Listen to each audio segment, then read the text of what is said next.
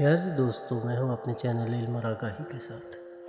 آج ایک نئی اخلاقی اور سبق آموز کہانی حلال نیل پالش کے نام کے ساتھ۔ پیارے دوستو، کسی شہر میں ایک تاجر ہوا کرتا تھا جو اپنی ذہانت اور ایمانداری کی وجہ سے مشہور تھا۔ ہمیشہ اس کے گاہک اس کی ایمانداری کی تعریف کرتے نظر آتے۔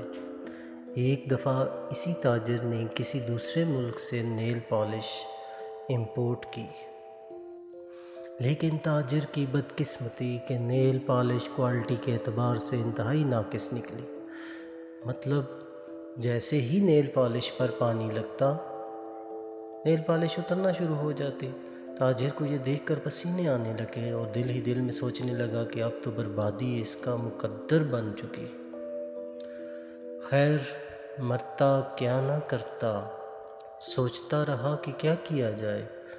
رات کو سونے کے لیے بستر پر لیٹا تو خدا سے دعا کی، یا اللہ، تو مسبب الاسباب ہے، تو جانتا ہے کہ میں نے کبھی کسی کو دھوکہ نہیں دیا، کبھی حرام نہیں کھایا، ایمانداری سے کاروبار کیا۔ اب تو ہی کوئی سبب بنا کہ میں نقصان سے بچ سکوں۔ پیارے دوستو، اللہ پاک نیک لوگوں کی ضرور مدد کرتا ہے۔ اسے تاجر کو بھی اللہ نے ذہانت سے نوازا تھا۔ سوچتے سوچتے اس کے ذہن میں ایک طریقہ آیا۔ اس نے صبح ہوتے ہی اپنے ملازموں کو بلایا اور انہیں کہا کہ جتنی نیل پالش ہے ان کے اوپر نیا لیبل لگائیں۔ بھلا وہ کیا ہوگا؟ اور اس پہ لکھیں حلال نیل پالش۔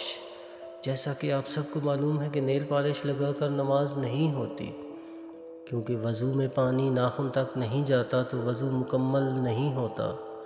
اب جیسا کہ یہ نیل پالش ناقص تھی اور پانی سے اتر جاتی تھی، تو عورتوں نے اسے بہت پسند کیا، کیونکہ وہ پانی سے اتر جاتی تھی، اور وہ تاجر راتوں رات کروڑوں میں کھیلنے لگا۔ اس طرح وہ نقصان سے بھی بچ گیا اور اسے کسی کو دھوکہ بھی نہیں دینا پڑا۔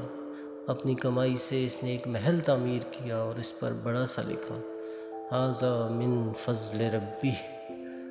تو پیارے دوستو، امید ہے کہ یہ اخلاقی کہانی آپ کو پسند آئی ہوگی۔ اس طرح کی بہت ساری دوسری کہانیاں اور بہت ساری دوسری چیزیں جو ہمارے چینل پر آپ سنتے رہتے ہیں، ان کو دیکھنے کے لیے ہمیں سپورٹ کریں، چینل کو سبسکرائب کریں۔